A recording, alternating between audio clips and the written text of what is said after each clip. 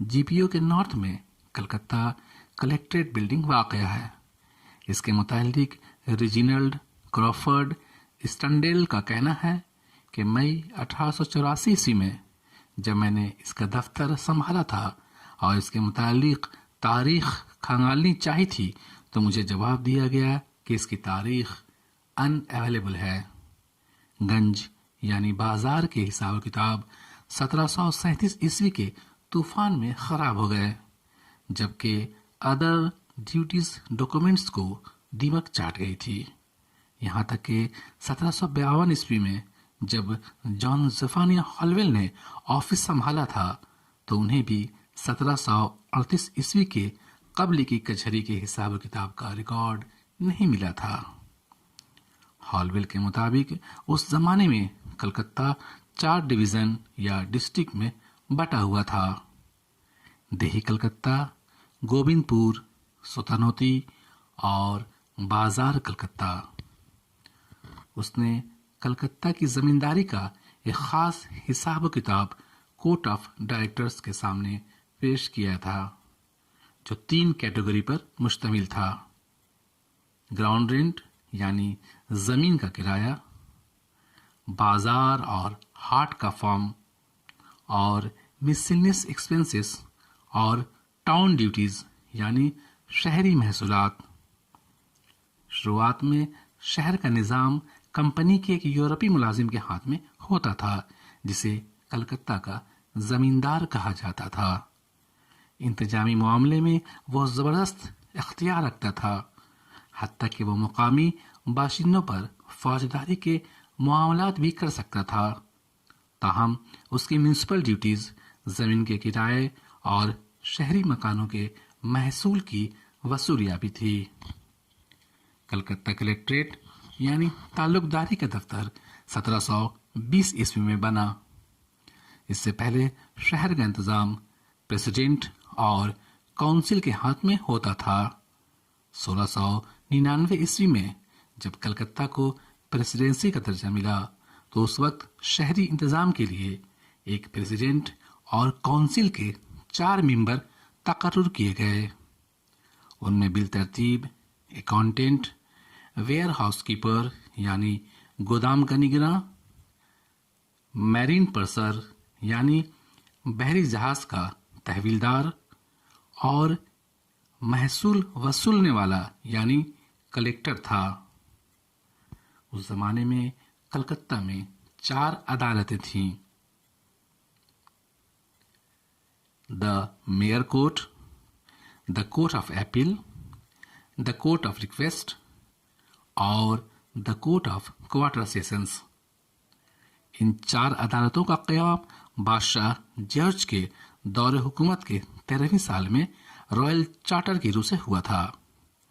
ان کے علاوہ 3 عدالتیں اور تھیں جن کا قیام مغلیہ حکومت یا بنگال کے نوابوں کے اقتدار میں ہوا تھا۔ کمپنی کی عدالتوں کے وجود کے ساتھ دیسی عدالتیں بھی متاثر ہوئیں، البتہ انہیں یہ اجازت دی گئی کہ یہ کمپنی کی فیکٹری اور کمپنی کی زمین کی حدود میں حکومت اور اچھے کاموں کی محافظت کریں گے۔ ان میں کورٹ آف کچہری، زمینداری اور فوجداری کچہری اور دا کلیکٹرز کچہری تھی۔ ان میں کلیکٹر کچہری کا وجود تو اس وقت بھی تھا جب کمپنی کے پاس زمین کے کرائے وصولنے کے لیے کچھ نہیں تھا۔ عام طور پر کلیکٹر کونسل کا ایک ممبر ہوتا تھا، کبھی کبھی تو ایک جونیئر سول ملازم بھی ممبر ہو جاتا تھا۔ کلیکٹر کمپنی کے ماتحت لیز پر مہر ثبت کرتا، لوگوں کے گھروں کی زمین کے لگان کے لیے پوٹھے دیکھتا اور شہر کلکتہ کے پیٹی فارمز جن سے بہت زیادہ ڈیوٹیز وصول ہوتی تھی اس کا خاص انتظام کرتا۔ کلیکٹریٹ کا ہیڈ آفس کلکتہ میں ہی ہوتا، جہاں سے وہ ان کے شعبے کے کام کاج کو دیکھتا۔ اس کے علاوہ کسان یا ٹیننٹ جو اس کی جیورسڈکشن کے اختیار میں آتے، اگر ان کی مالگزاری باقی ہوتی تو اسے قید کیا جاتا، کوڑے لگائے جاتے یا عدالتوں سے جو کلکتہ میں ہوتی ان کو سزا ملتی تھی۔ زمیندار کی تنخواہ سالانہ 2000 روپے ہوتی۔ اس کے علاوہ یہ کسانوں سے اچھی خاصی رقم گانٹ لیتے جو ان کی جیب میں چلی جاتی۔ یہی وجہ تھی کہ یہ بڑے پیمانے پر پرسنل ٹریڈ بھی کرتے تھے اور کافی آمدنی بٹورتے تھے۔ 1720 عیسوی سے 1756 عیسوی کے درمیان ان زمینداروں کو ایک نائب یعنی اسسٹنٹ کا تعاون ملتا تھا جو مقامی ہوتے تھے، اس لیے انہیں کالا زمیندار یعنی بلیک زمیندار کہا جاتا تھا۔ کلکتہ کلیکٹریٹ دفتر کے زمانے میں زمین کے کرائے کے لیے کلکتہ کی حدود سے باہر ایک ضلع کلکتہ 1814 عیسوی میں بنایا گیا تھا۔ کلکتہ کے پہلے زمینی کرائے کے کلیکٹر مسٹر الیگزینڈر فرانسس لنڈ تھے۔ کلکتہ میں کلیکٹریٹ کچہری دراصل کونسل ہاؤس میں تھی، جو کونسل ہاؤس اسٹریٹ کے ساؤتھ اور موجودہ گورنر ہاؤس کے ذرا سا ویسٹ میں تھا۔ قدیم کونسل ہاؤس کو گورنر ہاؤس بنانے کے لیے 1800 میں توڑ دیا گیا۔ اس سے پہلے اس کی کچہری لال بازار میں واقع تھی، جو ویسٹ میں پرانے تھیٹر اور ایسٹ میں پرانی جیل کے درمیان تھی، جبکہ نارتھ میں مشن چرچ تھا۔ 1782-83 تک یہ یہیں رہی۔ اس کے بعد سے 1820 عیسوی تک یہ کچہری کہاں رہی کچھ معلوم نہیں ہو سکا۔ اس کے بعد یہ چورنگی روڈ اور پارک اسٹریٹ کے موڑ پر آ گئی۔ 1830 عیسوی میں یہ پرانی ٹکسال یعنی منٹ کے احاطے میں چرچ لین میں آ گئی۔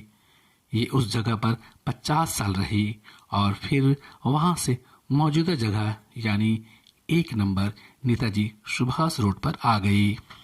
ڈسٹرکٹ کے تمام ضابطوں میں زمین پر زمینداروں کی گرفت ڈیوٹیز کی ادائیگی کی شرط پر تھی، جو 1793 عیسوی کے پرماننٹ سیٹلمنٹ کے مطابق متعین تھا، جو لارڈ کارنوالیس سیٹلمنٹ کے نام سے مشہور تھا۔ زمیندار کا قبضہ اس وقت تک برقرار رہتا جب تک وہ پابندی سے ڈیوٹیز ادا کرتے تھے۔ ایک معین تاریخ تک زمیندار ڈیوٹیز ادا نہیں کرتا تھا تو اس کی زمینداری کلیکٹر فروخت کر دیتا تھا تاکہ ڈیوز یعنی بقایا وصول ہو سکے۔ اس ضابطے کو سن سیٹ لا کہا جاتا تھا۔ کلکتہ میں حکومت خود زمیندار تھی۔ تمام حقوق جیسے زمین فروخت کرنا، لیز پر دینا، جاگیر دینا، زمین کا کرایہ وصولنا جو فی بیگھہ 3 سکہ روپیہ سے زیادہ نہیں ہو سکتا تھا، وغیرہ وغیرہ اس کے پاس محفوظ تھے۔ کلکتہ کے کلیکٹر کی اہم ذمہ داریوں میں شہری محصولات یعنی ٹاؤن ڈیوٹیز وصولنا تھا۔ شہری محصول کے بارے میں ہالویل نے تفصیلی طور پر حساب و کتاب دکھایا ہے۔ ایک تفصیل گوبند پور کے گنج یعنی منڈی بازار کے بارے میں ہے۔ اس بازار میں جن چیزوں پر ڈیوٹیز لگائے گئے تھے ان میں چاول، دھان اور دیگر گریڈز تھے۔ اس کے علاوہ تمباکو، گھی، پولٹری، تیز پتے، سوتے، مالے یعنی عبادت کرنے والے، کپڑے، تیل، جبہ، بیج، سپاری وغیرہ تھے۔ یعنی وہ تمام چیزیں جو روزمرہ کی زندگی میں استعمال ہوتے تھے ان پر ڈیوٹیز لگتی تھی۔ کئی چیزوں پر تو ڈیوٹیز بیٹھانے کا کوئی قاعدہ نہیں تھا۔ ان پر 1 گھنٹہ یعنی 4 کوڑی سے 6 پن تک فی دکان، فی گٹری، فی تھیلا، فی عدد ان کی قیمتوں کے اعتبار سے ڈیوٹیز لی جاتی تھی۔ ایک بات اور دلچسپ یہ ہے کہ کلکتہ کے سراؤنڈنگ سے جو روزمرہ کے سامان گوداموں، بازاروں میں پہنچتے تھے ان پر امپورٹ ڈیوٹیز لگتی تھی۔ شہری محصول میں بولٹس کے مطابق شادی پر لائسنس کا محصول ہر پارٹی سے 3 سکہ روپیہ کے حساب سے لیا جاتا تھا، تاہم اس ضمن میں کوئی ثبوت نہیں ہے۔ غلاموں، سلافوں یعنی 1 ماسٹ شپ اور کشتیوں کی فروخت پر بھی ڈیوٹی لگتی تھی۔ کلکتہ کے کلیکٹر کی دیگر ذمہ داریوں میں اسٹامپ سے حاصل ڈیوٹیز کلیکشن اور اسٹامپ کا ایشو کرنا بھی تھا۔ کلیکٹریٹ کی موجودہ عمارت 1890 میں بنائی گئی۔ سرخ اینٹوں سے بنی یہ عمارت پالادی طرز کی نشاط ثانیہ یعنی رنیسانس ہے۔ اس کے مین گیٹ پر پتھروں کے قدیم کتبے آج بھی لگے ہوئے ہیں۔ آج یہاں ریاستی حکومت کے بہت سارے آفیسز ہیں۔